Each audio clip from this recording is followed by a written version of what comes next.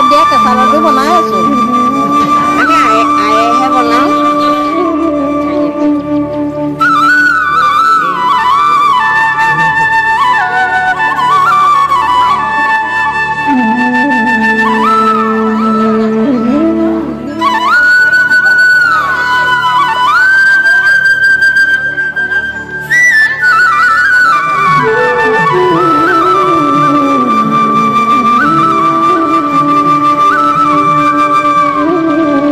নমস্কাৰ, মই বিশাল হাজৰিকা আপোনালোক সকলোকে আকৌ নতুন ভিডিঅ' লৈ পেলাই স্বাগতম জনাইছোঁ।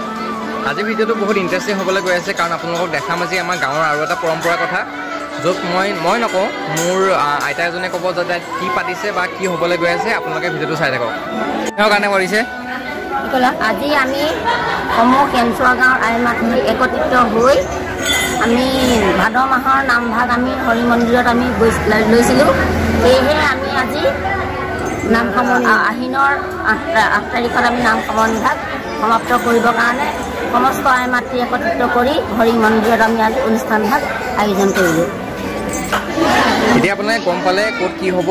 এতিয়া মানে ভাদ মাহৰ যোনটো নাম গাইছিলে, আমাৰ নাম সামৰণি পাতিছে গোপিনীয়ে। তো আপোনালোকক সকলোবোৰ দেখাই আছোঁ কি হয়। এতিয়া ইয়াত সকলো নিজৰ নিজৰ কামত ব্যস্ত হৈ আছে, নিজৰ নিজৰ কামত লাগি আছে। এফালে ভাত বনোৱা, এফালে চাহ বনোৱা, সকলোৱে ব্যস্ত হৈ আছে। আপোনালোকক সকলোবোৰ দেখাই আছোঁ, চাই থাকিব মন্দিৰটো। চাহ যোগানত আছে আমাৰ স্বৰাজৰ মাতৃ।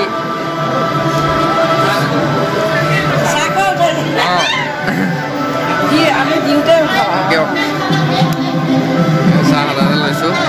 এইপিনে আমাৰ বাবাহি পাইছেহি, এইলে বহি আছে চব ৰাইজ।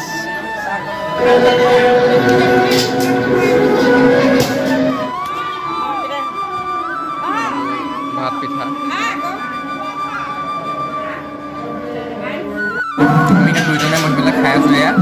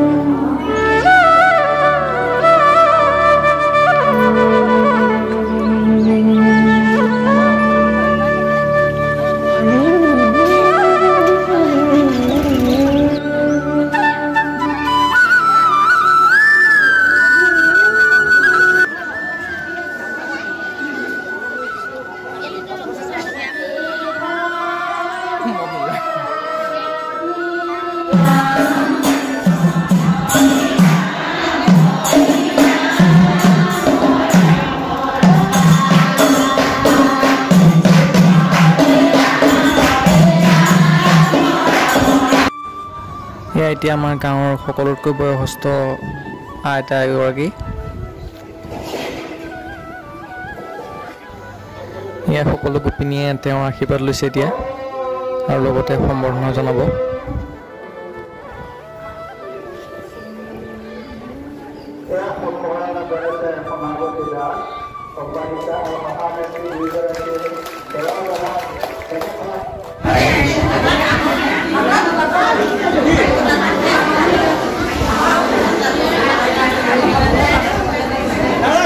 দুখন গাঁও অতিথি আহি পেলাই হ'ল এতিয়া বাৰু, আৰু এখন গাঁও আহিবলৈ বাকী আছে। এতিয়া আমি তাত ৰখি আছোঁ মানে আদৰিবলৈ। আপোনালোকে চাই থাকক।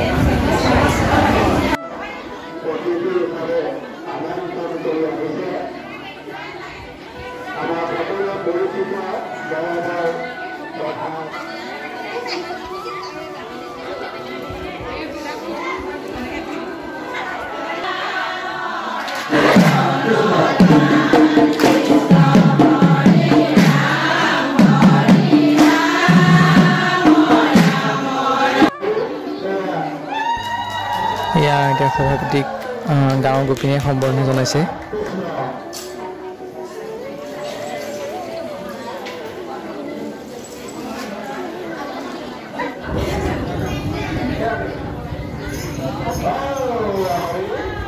এতিয়া মোকো সম্বৰ্ধনা জনাব মাতিলে।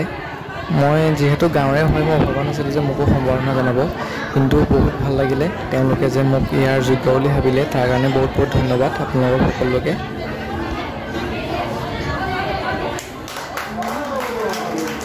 আমাৰ সম্বৰ্ধনা অনুষ্ঠান মানে শেষ হৈছে। শেষ হোৱাৰ পাছত মোকো গামোচা এখন দি পেলাই সম্বৰ্ধনা জনাইছে।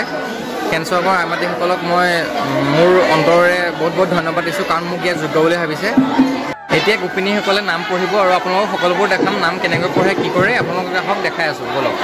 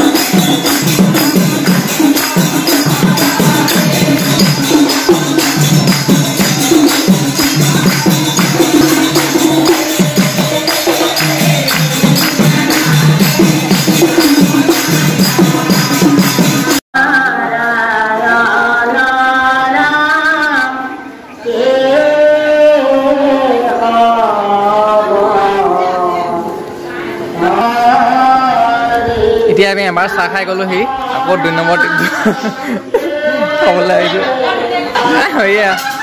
এয়া পাৰ্টি চব খোৱাত ব্যস্ত হৈ আছে, এয়া নাম এৰি খোৱাত ব্যস্ত চব।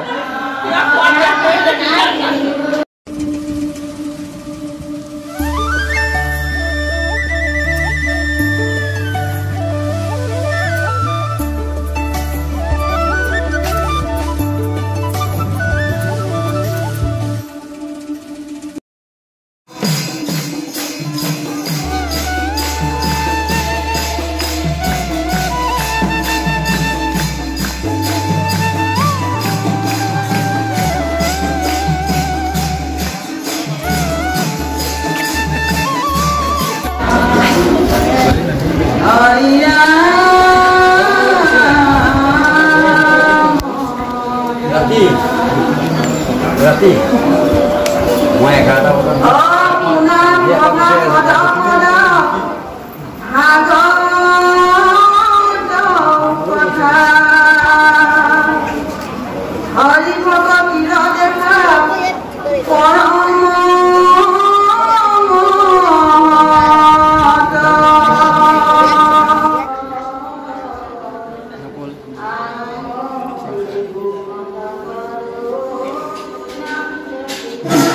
এতিয়া আপোনালোকক দেখাই আছোঁ নামঘৰৰ ভিতৰৰ দৃশ্য।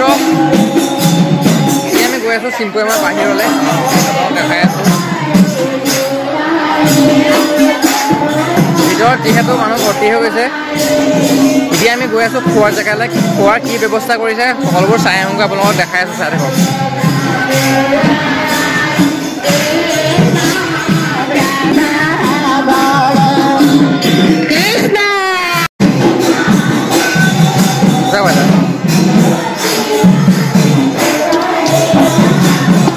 দেউৰী ভাত বনোৱাৰ কামত লাগি আছে, কাম বনৰ আমাৰ ভাত হৈ আছে, এইফালে ভাজি চাজি হৈ আছে, আপোনালোকক দেখাই আছোঁ সকলো।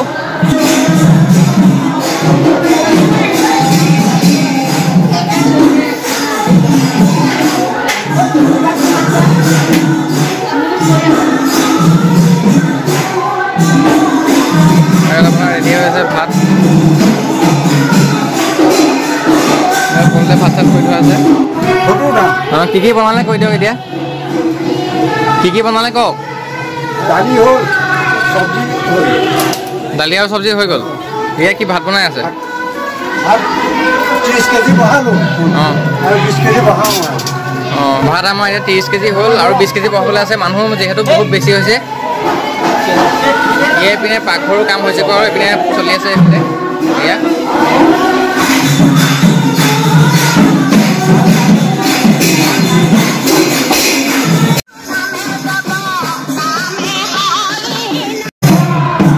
যুৱকখিনি পাছফালে বহিছোঁ, গোটেইখিনি এইফালে পাছফালে চব আছে। এইপিনে আছে আপোনাৰ কি আছে, এইপিনে কি আছে, এইপিনে কপি আছে আৰু আপোনাৰ ল'ৰাখিনি আছোঁ।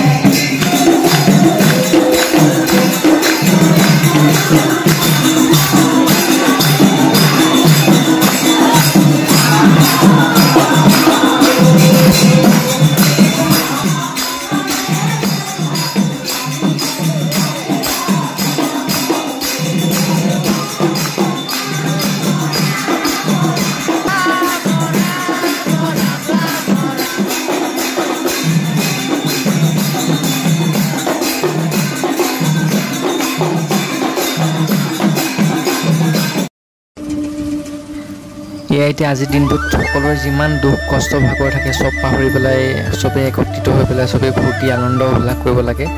সেইকাৰণে দিনটো দেখি বহুত ভাল লাগিছে।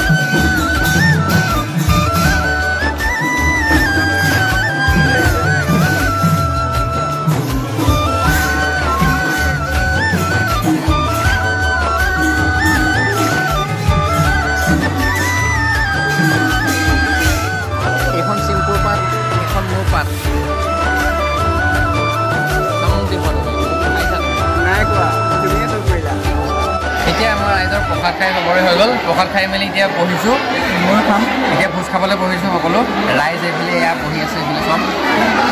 এতিয়া আমি ভোজ খাম, ভোজ খাই পেলাই কি হয় আপোনালোকক দেখাই আছোঁ।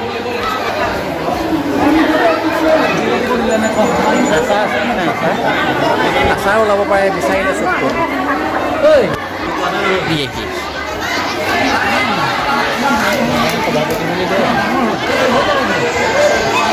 কিন্তু উলুৰিটো কেইটা মাৰিব তোকহে বহু অপেক্ষা অন্তত আমালৈ ভাতকেইটা আহিছে।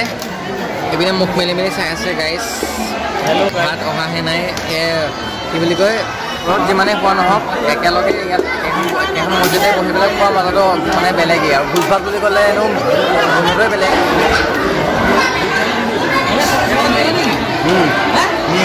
স্বৰাজ পাপাকে কমপ্লেইন খাওঁ দিয়া আমি ল'বলৈ কাৰণে কৈছোঁ নাখাওঁ বহুত ভোক লাগিছে আমি ভাতখিনি মাৰি যাওঁ আপোনালোকৰ পাছতে খাই আছোঁ কি হয় আৰু এতিয়া ৰখিব নোৱাৰি বাই বাই এতিয়া আমি সকলোৱে ভাত চাত খাই পেলি এতিয়া ঘৰলৈ আহিব ওলাইছোঁ গাঁৱৰ গোপিনীখিনিয়ে বহুত ধুনীয়াকৈ পৰিচালনা কৰিলে যোৱাখিনি পাতিলে নাম চাম গোটেইখিনি পাতি ইমান সুন্দৰকৈ পাতিলে তো ভাল লাগিলে এতিয়া আমি ঘৰলৈ গৈ আছোঁ এতিয়া পিনে গোপিনী বিদায়ো চলিব এতিয়া কাৰ্য চলিব এতিয়া যিমানখিনি দেখাব পাৰিলোঁ দেখালোঁ যদি ভিডিঅ'টো ভাল পালে লাইক কমেণ্ট আৰু ছাবস্ক্ৰাইব কৰিব নাপাহৰিব